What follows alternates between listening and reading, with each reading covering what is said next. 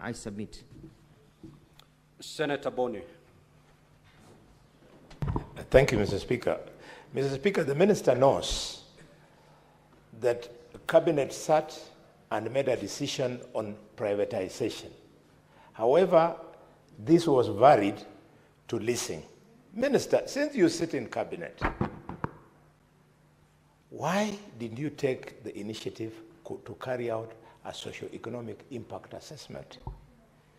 You have now visited our people, families running into millions of Kenyans with challenges that must be addressed by the government. Why didn't you take the initiative? Senator for Nairobi City County. Speaker, I used to hear this thing called all-of-government approach shouted from podiums. I'm surprised that the CS in his response is actually telling us that we directed the questions to the wrong ministry, that we should have looked for the CS for Treasury, who were involved directly. Because he sits in cabinet, I think he should supply some of the answers to the questions that we are raising. CS, you have a responsibility as a government to protect your people, to find employment for them. And those that you found in employment, to try and sustain them in employment for as long as possible, because they are breadwinners for their families. When you allow private entities, such as these lessees, to be the ones to exclusively determine who they need to continue working or not, you are abdicating your responsibility. How is it possible, CS, that the government has no role whatsoever in making those determinations in order to protect its own people? Thank you, Honorable Speaker. Senator for Tana River County, the Honorable Mungatana. Thank you, Mr. Speaker. Mr. Speaker, listening to the minister, he gave a figure of 1,743 people affected in these redundancies. And the senator who was asking this question was specific about Chemilil, Muhoroni, and Miwani sugar companies. Mr. Speaker, what this Senate wants to know is whether there was full compliance of Section 40 of the Employment Act. It appears to me that this minister was giving us big figures, 1 billion, whatnot, but he's not telling us whether there was full compliance. In fact, Mr. Speaker, he's saying that there might be future payments. So the first issue is whether there was actual full compliance. The people who are let to go, 1,000, those are a lot of people. How many were actually paid? And Mr. Speaker, just complementary to that, of this minister to get those people reabsorbed into employment. Mr. Speaker, we need to be proactive as a government. You can't let more than 1,000 people unemployed, and then you are not giving. Don't give us figures. Tell us whether you have actually settled those people, because it's there. I thank you, Mr. Speaker. Senator for Taita Taveta County, Senator Maruma. Yeah, thank you, Mr. Speaker. Mr. CS would want to know if the employees would be paid before they leave, and how much it would be, or they would be paid after. In fact, the CS should give us a list of how much each will get, because he has indicated that if you are 30 years and you're supposed to work maybe up to 60 years, then you'll be paid for the rest of the time that you're supposed to work. So how much will each person get as severance allowance? Number two, if they're not paid before they leave, we have an instance where medical workers were eased off in 2000. Up to now, they have not received their severance allowance. And some of them have died. Some of them are sickly now. They are quite old. An auntie of mine was working for Ministry of Health. Up to now, they have not been paid. So we want to know how much each would earn, when they would be paid, and in fact, they should enjoy their salaries before they are eased off, or and when they get their lump sum, that is the time when they can be let to go. Thank you, Mr. Speaker. Senator for Nandi County, the Honorable Chiranke. Thank you, Mr. Speaker, sir. I'm surprised by the response of the CS Mutua because Chemelil is part of Nandi County. And from his response, Mr. Speaker, I need clarity. He indicates that only representatives of, Mr. Speaker, if you can indulge me, representatives of Kisumu, Migori, yet Nandi and Kericho, which is part of Chemelil, has not been captured. So can you clarify? And then, Mr. Speaker, we are coming to the tail end of leasing process. What is the fate of unpaid 15 billion and 3 billion consecutively that are supposed to be paid to workers? Are they left to the dogs, Mr. Speaker? Can you clarify on that? I yield. Senator for Kitui County, the Honorable Kombo. Thank you, Mr. Speaker. Mr. Speaker, very interesting responses. Interesting because, Mr. Speaker, in the words of the CS, the government clearly has just let workers be dealt with by private investors in determining who continues to work and who has got to go home. But, Speaker, most importantly, the question that I have for the CS,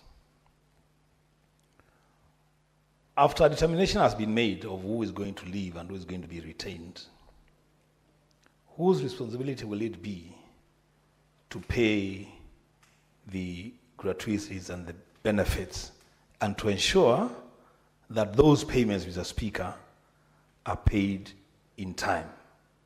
Because there is a gray area there. Who exactly is it that will ensure that these gratuities and the benefits are paid in time to the workers that will have to be let go? I thank you, Mr. Speaker.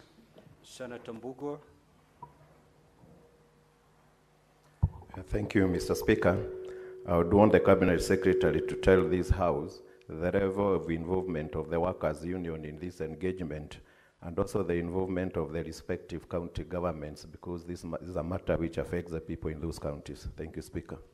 Honorable CS, you may now proceed to respond to those questions.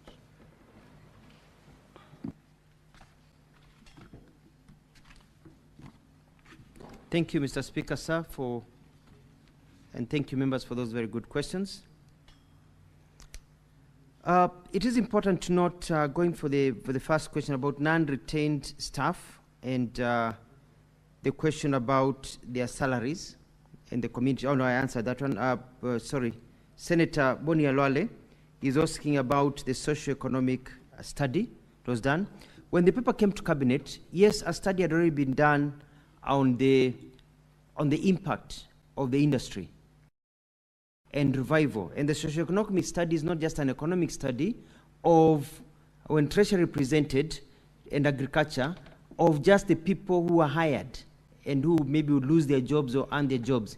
It was a study of the general impact of the country and of the region. Because you're talking about a sector that was basically crippled. We're talking about reviving a sector, creating wealth, so that majority of people, parents who had given up, farmers who had given up, could now go back to growing sugar and making money. It was going to even inject money into the national, kitty to assist in the development of the country. So yes, there's a lot of thinking that went into it. And how do we revive this? Will it just be business as usual, government pumping money and nothing happening, or do we need to, think out of the box to revive this one and make it a working system? And as you're aware,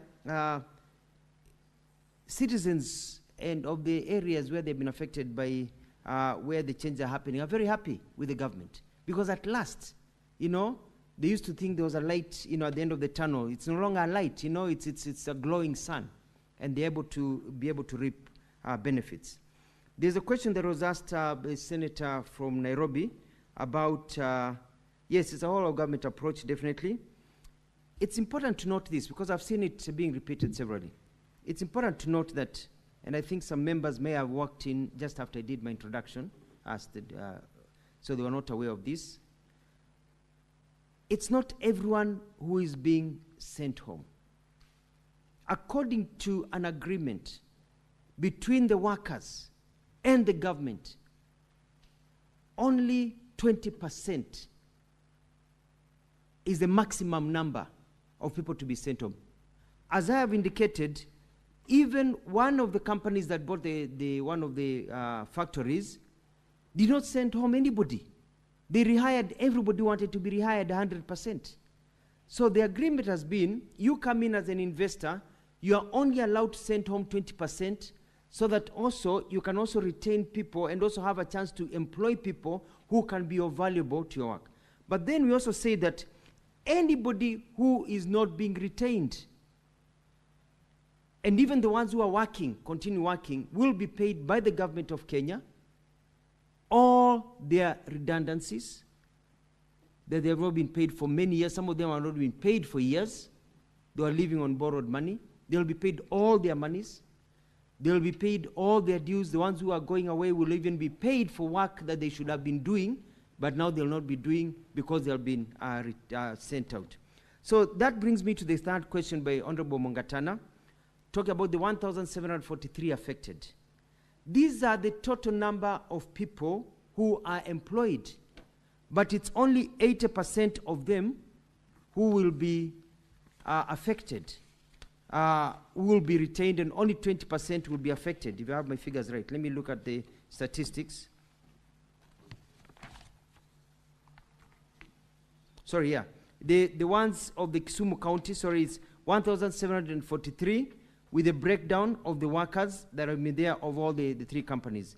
But the point that we're making is this, is that all of the ones that are being sent home or not being retained, they are all being paid their dues, and they're all being paid in lieu of service as per their contracts. If you're permanent and pensionable, you are being paid for the time that you are supposed to work. If you retire, if you're sent home at the age of 30, you're permanent pensionable, you're compensated for the 25 years that you should have been working to your retirement. If you're on contract, up to the period of your contract. We have ensured that human rights and that workers' rights are followed.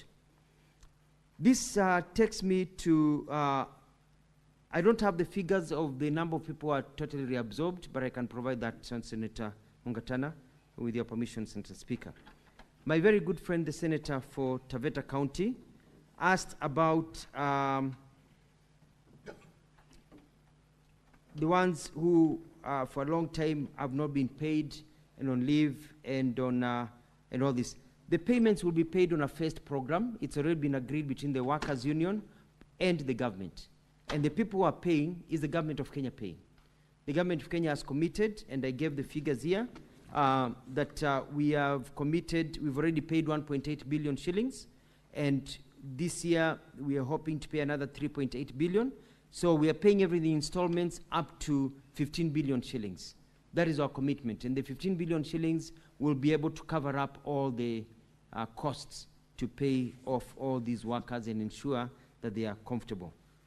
Thank you very much, my good friend Senator Chirangai, from the question about Chimilil. The answers I was giving were specific, but they apply to everything. They are specific to the three Kisumu, the counties, the three companies in Kisumu County. The Senator for Kitui asked about these private investors coming in. And it's important to know that the government of Kenya has midwifed this process. And the union, the Kenya Union of Sugar Plantations, has been the one that has been speaking on behalf of the workers. And they were able to sit down and agree comprehensively that they are happy with the process, and they actually penned an MOU. And I can provide a copy of the MOU, Mr. Speaker, with your permission, so that members can be able to look at it and find that this was an agreed